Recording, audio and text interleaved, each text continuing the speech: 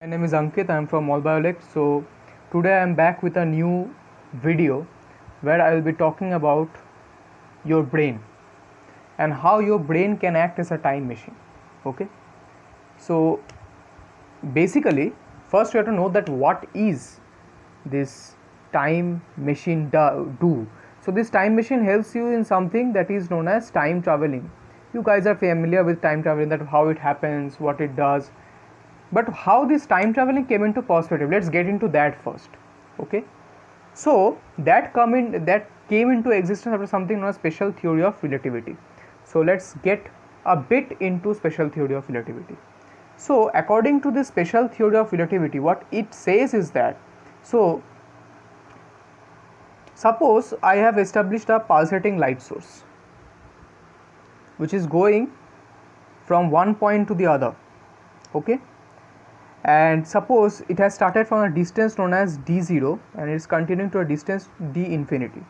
Okay, so adjacent to that, if we have a spaceship, for example, flying adjacent to that, so after continuous acceleration, suppose at time dt, okay, not time, actually distance dt, it has achieved the speed of light and is going on simultaneously with the direction of light. Okay, so now if I consider there is a person standing over here and inside the spacecraft there is a watch. Okay, and in this observer also, this observer has also a watch. Okay, so what happens is that the time taken by this rocket over here to move to speed of light is basically like this, that this person will go on with the speed of light. This person is standing over here. For in perspective to this person will feel that okay, the rocket and the light, they are moving parallelly. Okay, it's a hypothetical scenario right now, that the rocket and the spaceship over here is and the light over here is moving parallelly. But in reality, the person sitting in the rocket will say that the speed of light is much more than v and the light will actually surpass him. Okay, now let's remove this example because it's going to be a bit complicated if I continue using this example. Suppose we have a circular field over here and we have a runner, and this runner has started from this point and it will complete up to this point. Suppose this runner takes 10 seconds as measured by someone standing outside this field. But if we give a time or stopwatch to this runner and say that can you measure that how much time have you taken, this runner will also measure in normal condition 10 seconds. But if you are having very much very much efficient kind of machines or stopwatch, you will find he took around seconds. So it's nearly equal to 10, it's tending to be 10, but it's not 10. There is a gap of about 5 picosecond. So for this person the time was 5 picoseconds slow, and this person the time was just time, it's moving normally. So how this thing actually happened? This is known as time dilation. Now moving on into that spaceship and the lamp part or the light source part. Now in perspective to this person takes 5 picoseconds. Time is dilated over here by 5 picoseconds.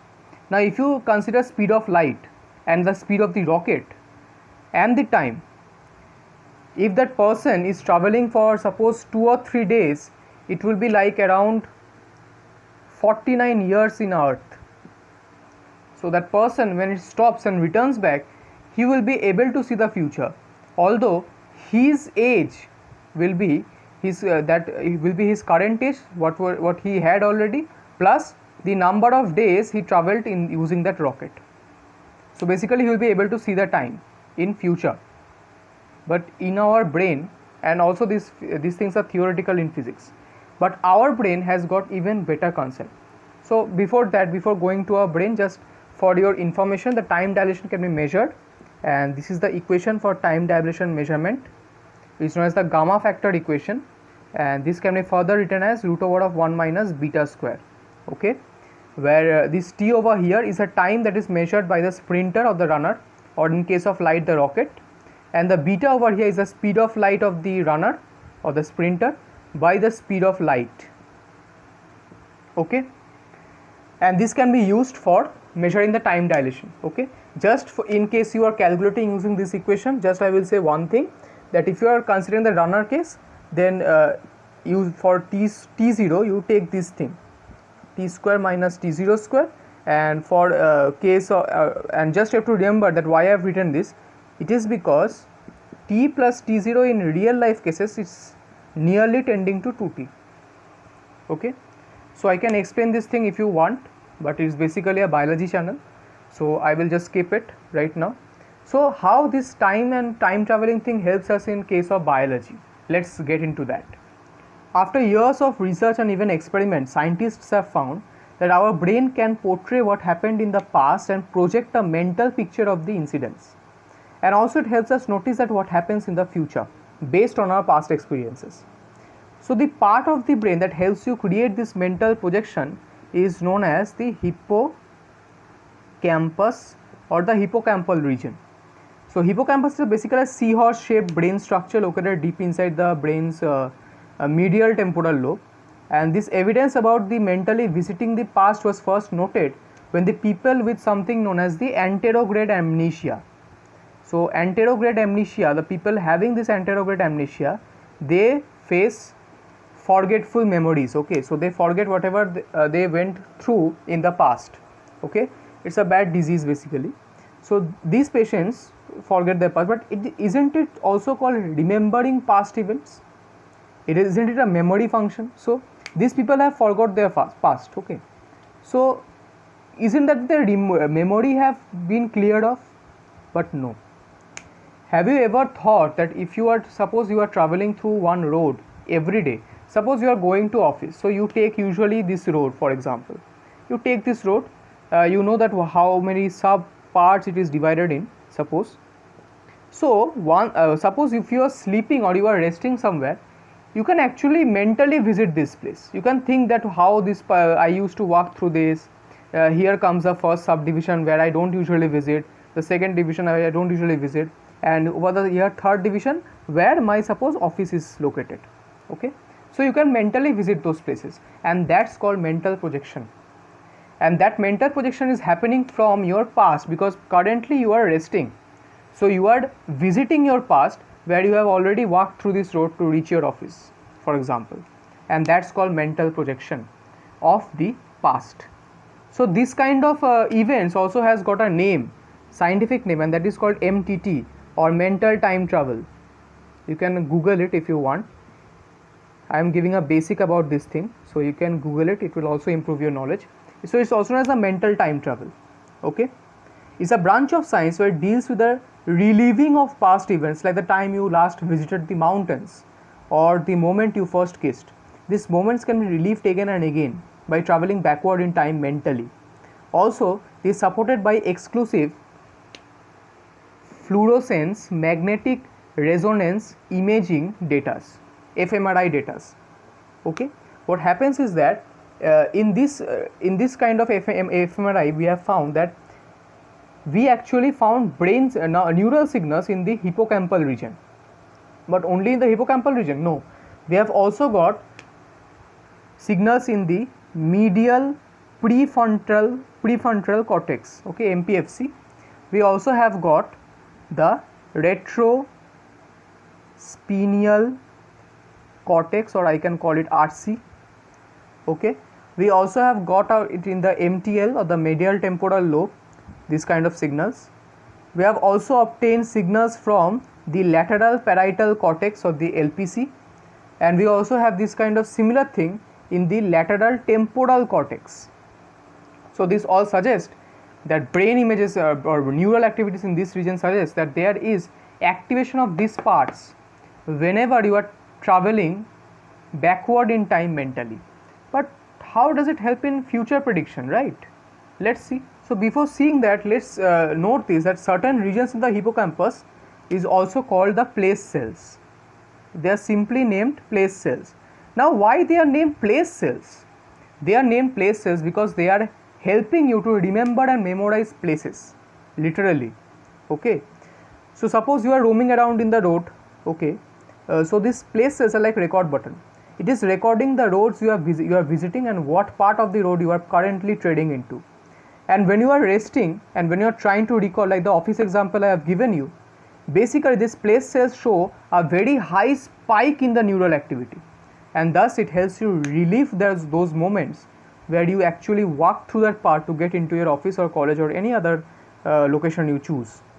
Okay, now how it helps you in future. So this places a record button. For example, if you are walking through this road, okay, the same road I am drawing, so suppose if you are walking through this road one day, and you know at this part of the road there is usually darkness. Okay, so this is usually a dark place, and you actually kind of fear going through this part. Okay, and also you know that here a mad dog resides. So once you are traveling through this path, okay, you have a mental projection that what can happen. You think that yeah, this part is usually dark, so I can get attacked, so let's have a flashlight on or near my hand, such that whenever I get attacked I can actually use my flashlight to see who is that, or I can actually chase them with the help of my flashlight. Okay, and when you are suppose over in this part, because you are now having a future prediction right now, so you think that the dog may be present over here. I am always using the term maybe, because these future predictions are based on what you have faced in the past. Okay, so basically it's that kind of future prediction or that kind of time traveling in your brain without making any kind of sophisticated devices. So you think that over there the mad dog resides, so before passing this path I should take a couple of stones along with me, so that if the dog attacks me I am able to defend myself by throwing it at the dog or at a surrounding places of the dog, so that the dog shoos away or goes away. So this is basically mentally knowing or mentally predicting that what is going to happen in future and how can I save myself from it. Okay, another example I can give, suppose you are visiting your school, and in your school you know that in the staff room there is a particular one teacher you hate because he is very much grumpy in that nature and he always scolds you. So before you enter, you always have a mental projection that if I enter then I am going to get scolded by that person. So this mental projection or mentally predicting the future is known as, in scientific terms, mental time traveling or MTT. And this mental time traveling is also found in rats. Okay, so I will just say one example, okay, because it's a huge arena of studies that I have studied, but it's not possible to complete all this in this video. So in one experiment what they did is that they made a simple road like thing like this. Okay, so they made a road like this, and at one end of the road they placed a treat, a food. It's a maze, basically the maze, and the rat was let over here. Okay, and the rat was left over here, and the rat had to go through this path using his senses to reach ultimately to the food. And this rat was actually trained for a few days to actually take the right path and get into the food. Okay, now after making the rat basically habituated to getting the food at that part by traveling this road, what they did is that they calculated and they found out the neural activity of the rat when it was sleeping. Okay, and while the rat was sleeping, magically the part of the brain which was showing neural responses while the rat was traveling through the maze over here, those parts were also spiking when he was sleeping, and that rat was actually dreaming of going to the same path for food. Okay, so how can we just say that that rat was also, this part only spikes up when the rat was going, because these were the same place cells I was talking about, and it was studied and it was proved that these place cells are only for remembering places. Okay, and the persons or the rats who are having place cells much more advanced because of continuous going through mazes, they show a rather large hippocampal region, because the place cells are a part of hippocampal region. So they have a large hippocampal region. Also, this is a bad example, but the taxi drivers who follow different routes around the cities, they also have a large hippocampal region because they have to remember so many roads, okay, and their place cells are much more advanced that way. But in case of bus drivers who usually follow a same road, their hippocampal region is not that much large. The same thing is happening for these mice. Also, as these mice were sleeping, they were actually going through this path mentally in their past, okay, and they're thinking about it while they were sleeping, okay, that how in the next day I will get the food in this place, how should I go, okay, that was the technique. So to actually confirm this, scientists what they did was that they took a rat whose hippocampal region they destroyed. So this hippocampal region they were destroyed, and those same rats, when they were left in the maze, okay, because of the scent of the food or something like that, they were or continuous searching for the food, they got to the food. But while they were sleeping, they couldn't identify, or they were not showing any kind of spike in that region. And also when the next day they were left in that same place to go and search the food,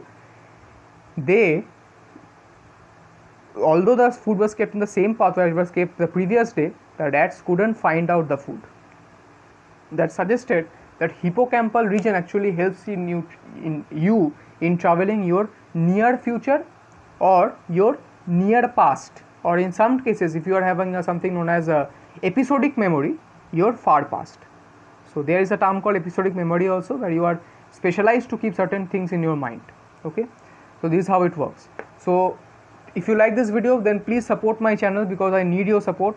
Subscribe to my channel. It will give me immense pleasure to make this kind of videos if you are subscribing and if you are letting me know that yeah, you are enjoying this kind of thing. And also remember, your brain is a time machine itself, so don't have to think about time machine, but just one thing, time machine, it comes, but it's basically a virtual time machine, it's not a real time machine. Also, if you have made some kind of mistake in the past, you cannot rectify it. Basically it gives you a sense of what could happen in the future because of those mistakes or because of those past. So in that case, your brain is actually helping you to decide what you are going to do in the future by assessing what you have done in the past. By saying this, I would just like to say that this thing you must do to my channel. I love you. Bye.